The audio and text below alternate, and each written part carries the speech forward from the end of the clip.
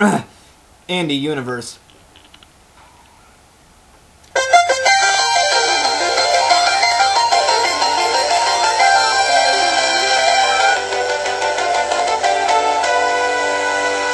Well, hey folks, first and foremost, happy belated Valentine's Day. I hope you spent it with somebody special. If not, you probably spent it like I did, sitting alone at the computer, or watching television, having a little bit of private time. You know, time alone.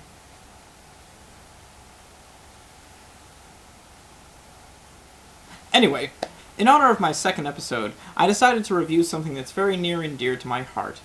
A video game that used to bring much joy to my childhood, and it still brings me joy to this day. I present to you one of the greatest games on the Sega Genesis, and one of the most underrated games of all time, Rocket Knight Adventures.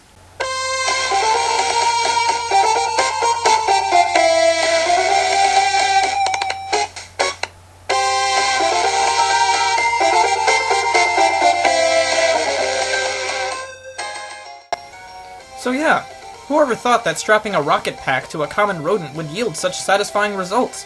Rocket Knight Adventures follows Sparkster, an opossum who is one of the guardian knights of the Kingdom of Zephyrus. He is a member of a special order of soldiers known as Rocket Knights, warriors who rush into battle with stylish swordplay and jetpack-aided acrobatics. Now, I want you to digest that for a moment. The main character is an opossum, but he's also a knight, and he goes around with a jetpack on his back. I defy you to find anything more awesome than that. Anyway, Sparkster comes from the good old 16-bit era of gaming, premiering on the Sega Genesis and Master System, that means worldwide, in 1993. As you can see, the developers certainly weren't lazy in making this game as colorful and visually appealing as the systems at the time would allow. The gameplay is fluid and the enemies and environments are so varied and imaginative that even before I looked back on this game for this review, I had a clear memory of all of the levels, particularly the bosses. In a word, the bosses of this game are epic. Now I'd like to take a moment to address a personal axiom of mine in video gaming. And that's the fact that you can have the greatest bosses in a video game ever, and yet your game will be marked down as a piece of crap because there's just no basis or motivation for you to defeat the bosses. Take for example this. At the end of Final Fantasy VII, would you really feel satisfied with defeating Sephiroth if he was just a random boss in the game? No. I mean, the whole reason why Sephiroth is a big deal and why he's a great boss and a great villain is the fact that you're motivated to defeat him. He burns down your town, and kills your love interest, and does all while acting like a complete and total mama-seeking psychopath. You know, it's the same thing with Ganondorf against Link. Ganondorf just isn't some random wizard that pops up every once in a while. No, he's the staple of the Legend of Zelda series. Without Ganondorf, there is no Legend of Zelda. I mean, every time he's in a game, he breaks down the world. Everything that Link holds dear and precious and given to him in his life, including his childhood friends and the places he grew up, are twisted and warped and tortured because Ganondorf shows up every other game. I mean, that's not a fault of the boss being good or bad, that's good writing. So it stands that I can't talk about bosses in a game until I take a little time to talk about the storyline. Actually, Rocket Knight Adventures is a novel game for its time in the sense that its storyline and characters were both complex and dynamic, going well beyond the realm of traveling single-mindedly from castle to castle trying to rescue the princess. However, the irony of this great storyline is the fact that the game's lack of dialogue and exposition of any kind makes it seem less compelling than it really is.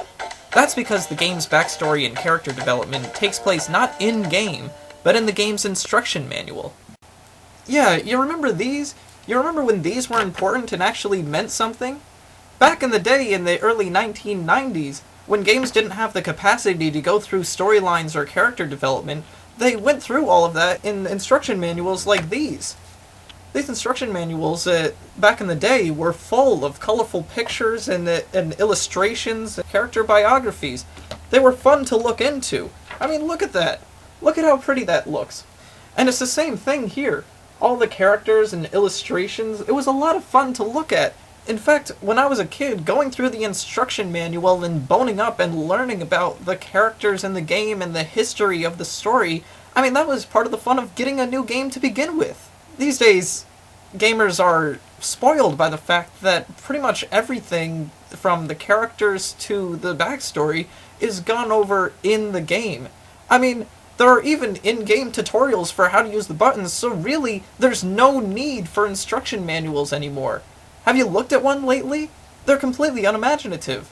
There aren't really that many pictures or compelling, backstories within them at all. The story of Rocket Knight Adventures actually harkens back to the early days of myth and legend in the cyberpunk world of Elham, when space invaders attempted to take over the planet using a large space station with firepower capable of destroying an entire planet. Huh, sounds kinda like the Death Star to me. This battle station was called the Pig Star. Whatever. Despite superior numbers and technology, the alien forces were beaten back by the brave efforts of the Elhomian people, or opossums, and the awesome power of the Pig Star was locked away by a magical seal that was to be kept by the royal family of the Kingdom of Zephyrus. Generations later, the power-hungry pig emperor Devligus Devotindos unearths a massive store of ancient machines and weapons that he sets off, along with his own army of pig soldiers, to the Kingdom of Zephyrus to break the seal on the Pig Star so he can use its power to take over the galaxy. Of course! Assisting Emperor Devotindos is Axel Gear, an ex-Rocket Knight and once the most powerful guardian of Zephyrus, who has abandoned his homeland and his honor for his own twisted purposes as a Black Knight. Devotindos sends Axel back to Zephyrus with a contingent of pig soldiers. Alright, hang on a second, back up real quick, this'll only take a second. Alright, so there's Axel Gear kidnapping the princess, the king is bothering him, and... BOOM! King Punt! Ha! I love it! Yes! Yes! Okay, roll it back. Devotindos sends Axel back to Zephyrus with a contingent of pig soldiers to personally abduct Princess Sherry, the current keeper of the Pig Star seal, from her kingdom and her protectors, the Rocket Knights.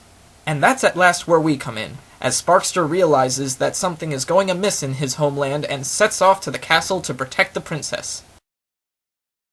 The scary part is, that's the abridged version. The Rocket Knight Adventures instruction manual actually goes deep into the history of the Kingdom of Zephyrus, naming its lost heroes and Sparkster's past, and enunciating the fall of Axel Gear, the Dark Knight. I mean, it's pretty deep stuff. You should be glad that I took a moment just to bring things down a little. With so much going on beneath the surface of the game, it's no wonder that I attest that this game operates on an epic scale. Particularly, as I mentioned before, with its bosses. But that awesome magnitude is augmented greatly by a killer battle soundtrack.